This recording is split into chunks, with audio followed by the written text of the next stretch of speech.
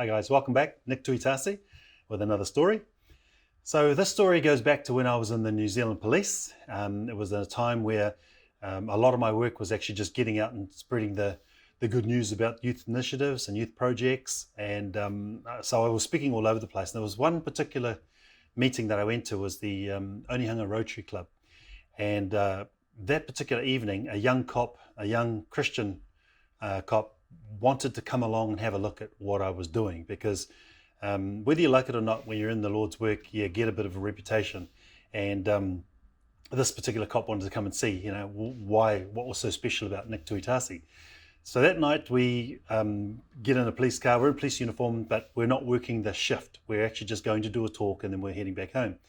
So we drive to from Roskilde to Onehunga, where I'm doing the presentation, the talk goes okay, and then we're driving home. And while we're driving home, there's a call on the radio that a lady is ringing that her brother is in the house and he's smashing up the place, and they're looking for any free unit to get there. So my young cop friend, he gets all excited and he wants to go to the job, and I'm thinking, well, we're not on duty. And with jobs like that, normally cops would be racing and they all want to have a bit of the old how's your father. And so we just went past, we drove past the address and we just kept going back to the Roskilde police station. When we arrived back at the Roskilde police station, there's the third call from the control saying, hey, is there any car out there that can deal with this? Because no one was going. I look across and my young cop's really, really eager. And so I said, I call him up and tell him, we'll just go and contain the area because we're not actually on duty, but send an I-car. So he gets all excited. We turn on the siren, we fly back. And when we arrive at the house, it's getting dark, and it's dark. It's drizzling with a bit of rain. And there's this lady, a young Māori lady with a baby at the front of this house. And it's all pitch black, the house, except there's a light on we can see down the hallway. Anyway, I arrive, I'm the senior man. So I said to the lady, you called the police, ma'am? And she goes, yes, my brother's inside the house. This is his house. He's had a few drinks and now he's smashing up his house. And he says, because his wife and kids have run away with his best friend. And I thought to myself, yep, that would do it.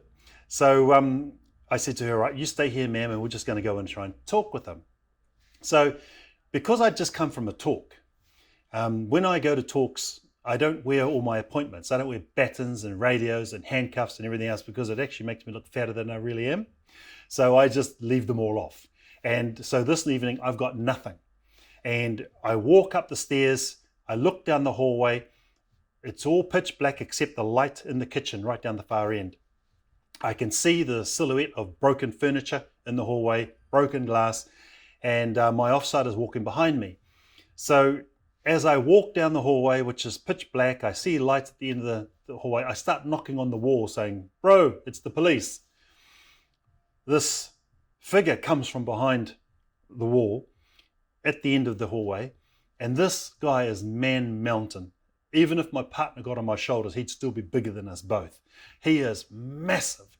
And I hear something metallic hit the sink, a stainless steel sink. I can't see what it is, but it sounded like a knife. And then he starts walking away. I can't see where he's walking. So I speed up and I try to get into the kitchen to see where he's going. And I just see this guy launch back and he punches the wall right next to the door, and the whole house shook. And I'm thinking to myself, oh my goodness. Now at that point, the guy puts his hand on the door handle and he's about to go out. I raised my hand and I just started praying. My offsider, this young cop, he raises his hand, but he's got a pepper spray. And while I'm praying, this guy with his hand on the handle just collapses onto his knees and he bursts into tears. So I walk up to him, I put both hands on his shoulders, and I said, bro, it's okay. We're here to help. So at this point, I get him up and I walk him into the lounge, and we turn the light on and everything in the lounge is destroyed. There's nothing to sit on.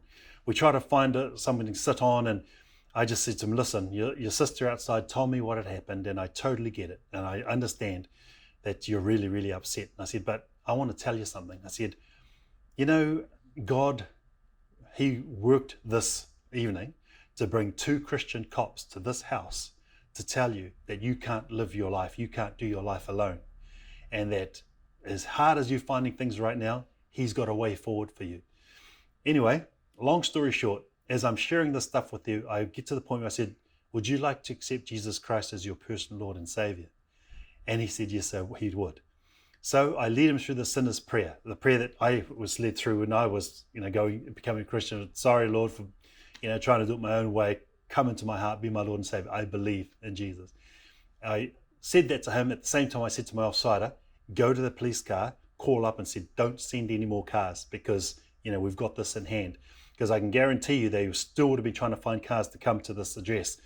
So my offsider ran out and he did that. When I'd finished with this guy, I said to him, are you okay? He says, yeah, thank you. I really appreciate that. So I go out to his sister who's still standing in the rain. And I said to her, ma'am, your brother's inside. He's okay. And he's just accepted Jesus Christ as personal Lord and Savior. Her face just lit up and she started weeping because for 2 years she'd be praying that her brother would come to know the Lord. And that's how God did it. Through 2 police officers who were off duty, who were both Christians, who weren't even meant to be in the area, were driving by and responded. I share that with you because at the end of the day, it doesn't matter what job you have. There's an opportunity for you to be salt and light wherever you go. And that just so happened to be the night that this young lady's prayer was answered by 2 guys who walk in faith, but had a role to uphold the law, but found it far more important to address someone who needed help. So I share that with you in the hope that whenever you come across somebody, no matter what the circumstances are, Jesus is the answer. Don't be afraid to put that answer forward. Thank you for listening.